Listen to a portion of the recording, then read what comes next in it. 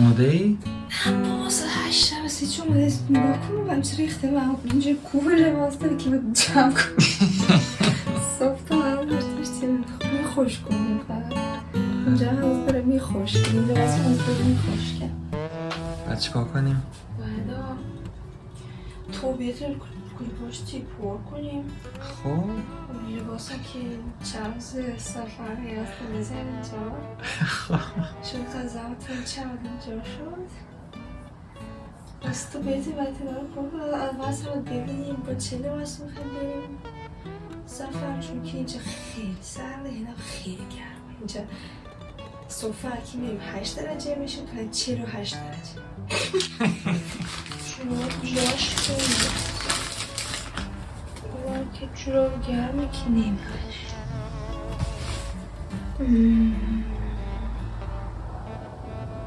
اینا میخوام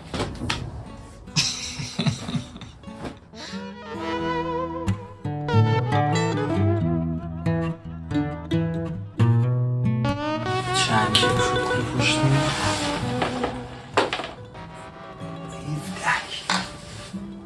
17 زیاد نیست؟ سنگینه تو بر اومدن 17 کیلو بود آره؟ همون وسیلاسیه زیاد نشده؟ نه خب جا و جا کرده همه چیز پس کلی پشتی کنه 17 کیلو جمع میده تا 23 کیلو تو این بار ببریم خوبه بالاخره وسایل همه رو جمع کردیم و انقدر زیاد شده 2 تا کوله پشتی بزرگ 2 تا کوله پشتی کوچیک کیف دوربین چمدون کیف قرض آره کیف غذا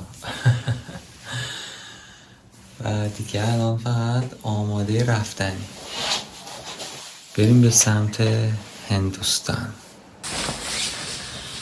آماده ای برای رفتن؟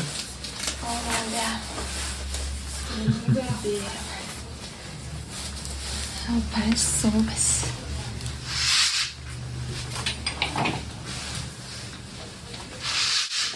چی همونه؟ نه گوش نمه ببین چقدر کوله پشتی داریم ما اینجا غذاست بریم به سمت هندوستان بعد گفتی بریم سمت هندوستان والا چقدر دلت بخواد آره با استانبول خداحافظی میکنیم پروازمون از دست ندیم آره چون یه بار ما تو استانبول پروازمون رو از دست دادیم نرسیدیم بهش اینقدر اینجا شلوغ بود و اینقدر ترافیک بود که دیر رسیدیم بالاخره رسیدیم به فرودگاه مادرم راحت بود آره سوار اتوبوس شدیم اتوبوس H2 از کجا از مجیدیه کوی و مستقیم اومدیم فرودگاه راحت چطوری؟ چه خبرها؟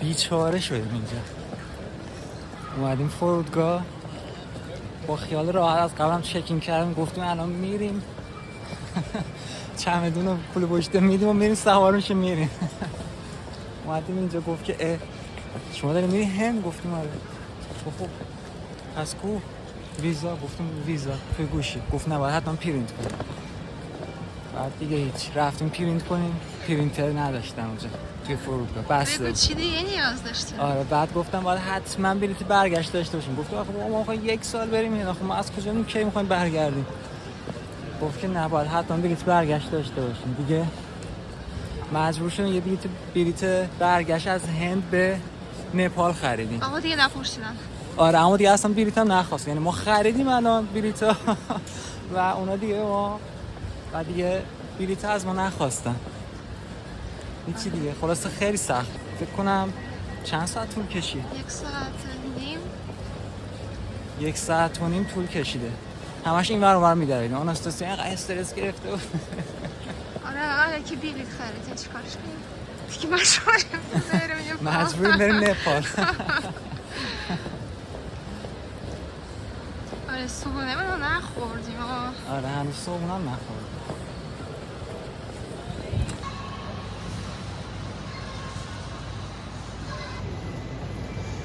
صبحونه هم خوردیم و الان دیگه نیم ساعت دیگه 20 دقیقه دیگه مونده به پرواز و دیگه بریم به سمت قزاقستان اول و بعد از اون به سمت دهلی. ما معمولا اینطوری فکر کنیم که همه چیز تحت کنترل ماست، اما یه اتفاق خیلی کوچیک میفته میبینیم که نه از کنترل ما خارجه و ما نمیتونیم کاریش بکنیم. اتفاق غیر منتظره و الان همینجور ما فکر کنیم با خیال راحت میایم اینجا و همه چیز اوکی و درسته و اینجا اینقدر با اون گیر دادن که هیچی دیگه به سخت تونستیم رد شیم. یه نه؟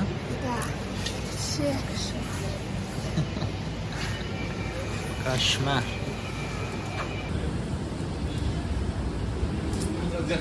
چی که ماسک نداره اینجا معلومه کازاخستان خبری نداره از کرونا.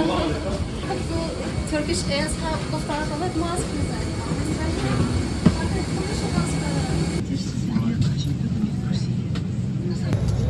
خیش بالاخره سوار شد. آره چه استرسی داشتیم فکر کنم دوباره باید به استانبول گیر استف قبل.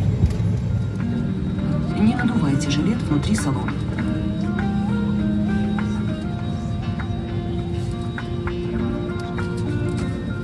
Это ваша безопасная поза в случае аварийной посадки самолета.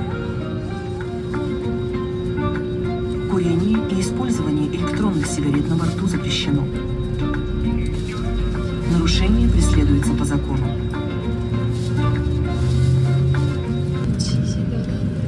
Your life vest is under your seat. For business class passengers, it is located under the armrest between the seats, or in the lower part of the seat console. Upon departure, take it out and place it over your head. Secure the straps around your waist. Inflate the life vest only when indicated by pulling the red tag. It may also be inflated by blowing through the tubes. Light illuminate aircraft and identify with the marked sign. Floor lighting system directs you to these exits. Take note of the nearest exit to you. Please study the safety card. We remind you against smoking on board and the use of electronic cigarettes.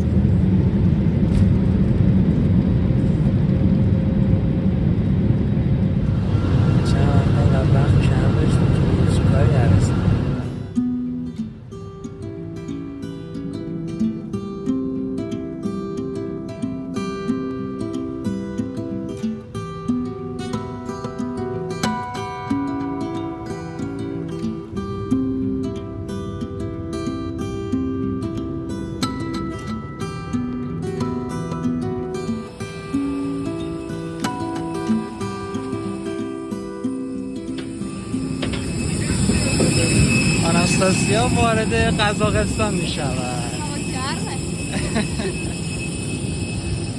اومدم اینجا کنترل گذرنامه تا فهمید که من ایرانیم. گفت که یالا پاسپورت ایرانی دم بده. بعد گفت تو کی اقامت روسیه گرفتی، کی شهروند روسیه شدی؟ گفتم یادم یه 2 سال پیش. یه خلاصه سوال مختلف پرسید و بعد نشسته 1 رو با یه ذره بین پاسپورت رو چک میکرد که آیا پاسپورت اصله یا نه.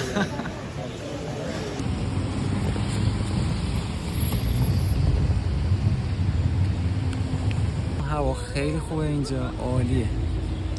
مثل تو روسیه. مثل تو روسیه، هوا عالیه.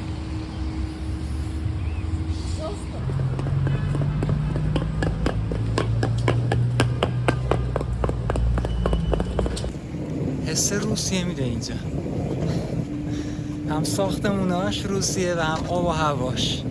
درختاش. آره خیلی باحاله. این تابستون روسیه. فردام چسبیده به شهر و حس پایتخت نمیده، اینقدر خلوته، مخصوصا بعد از استانبول. 443 از ما اومدیم هتل شوروی که بخوام یه شب فردا صبح دوباره ساعت 6 صبح فردا پرواز داریم. آره فردا میریم به سمت دهلی. این 4 ساعت چه بسه؟ این هم اتاق ما. چی بوی میاد؟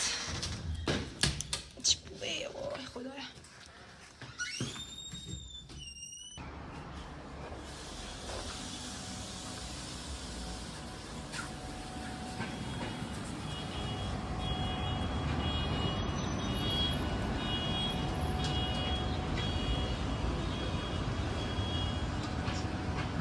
خیلی شبیه روسیه و مخصوصا شبیه کجا؟ شبیه همون شهری که ما توش زندگی میکنیم، شهر المیتی هست. همه چیز خیلی قدیمیه، مثل زمان شورویه. و اینجا هم که اومدیم اینقدر کثیفه داریم نمیخواد جایی بشینیم دست بزنیم. اما یه شب بیشتر نیست که یه ذره دیگه از کار فریلنسری مونده، تمامش کنم و دیگه خیالم راحت شد بفرستم اینجا. امروز اینترنت هم معلوم نیست اینترنتش چجوریه. صبح شدم ساعت 4:30، نیم ساعت دیگه باید بریم بیرون.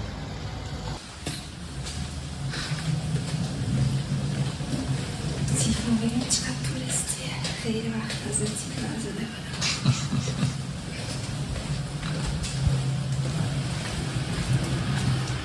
چقدر خوبه همه اینجا روسی بلدن، راحت.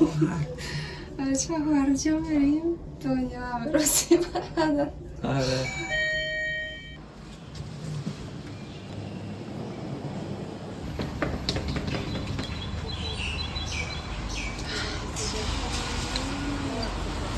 حتی سر صدا پرنده رو گوش کن.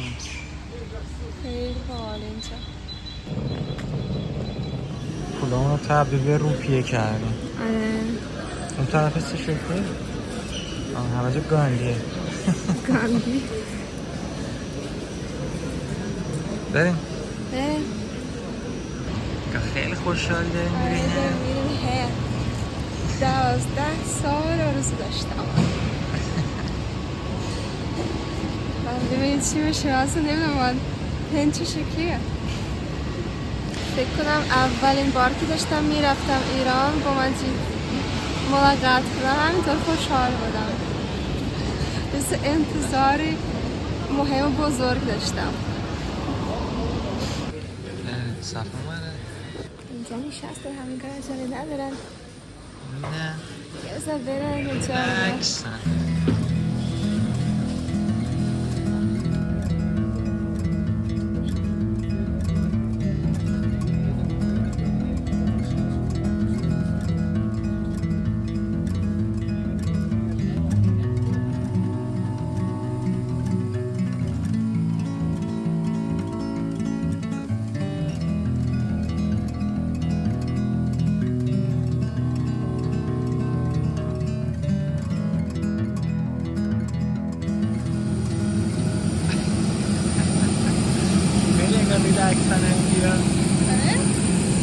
کسی عجله نداره، همه وایسن دارن سلفی میگیرن.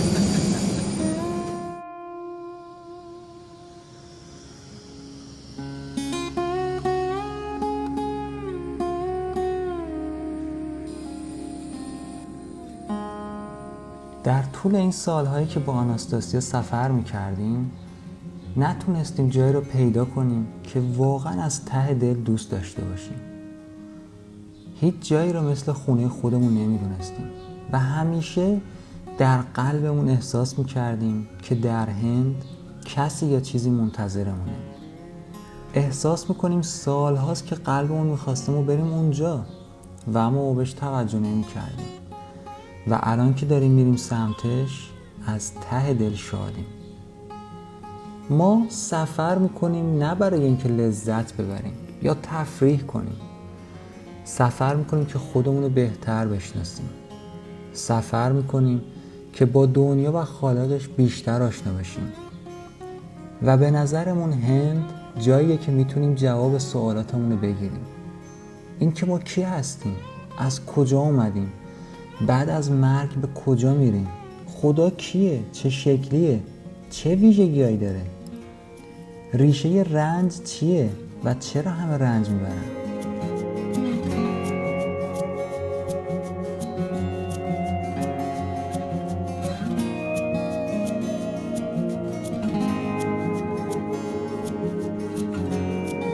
روی دهلی داریم پرواز میکنیم، قبل سعودی میشیم. اما هوا مرموز آلوده مه چیه هیچ پیدا نیست.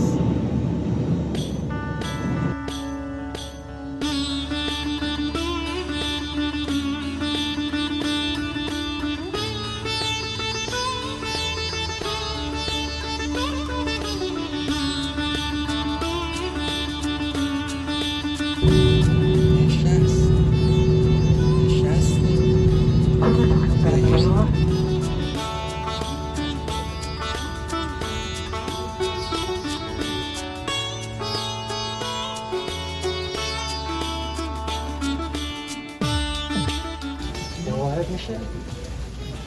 اومدیم هند.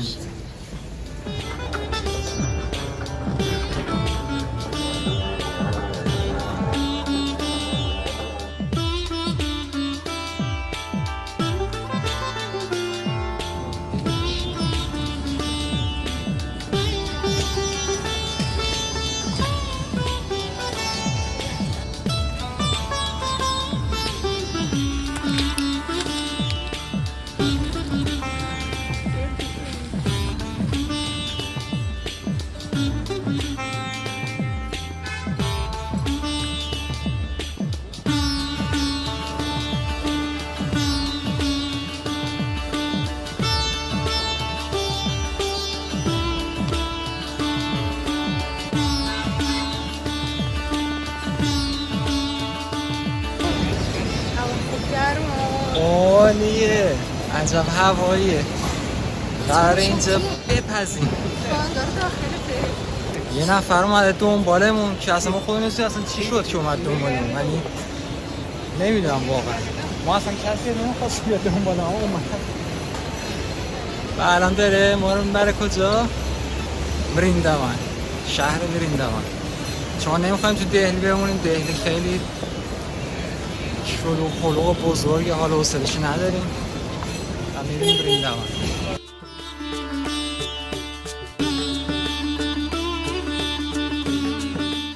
سوار ماشین شدیم داریم میریم سمت برینداون.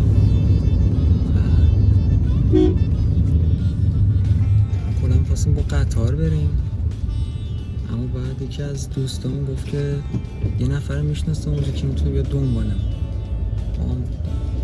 خب جدی نگرفتیم، گفتم خب باش. شماره اونو گرفتیم، یکم حرف زدیم، بعد بازم همچنان قطعی نشده بود تا اون لحظه که دیگه اومدیم فرودگاه.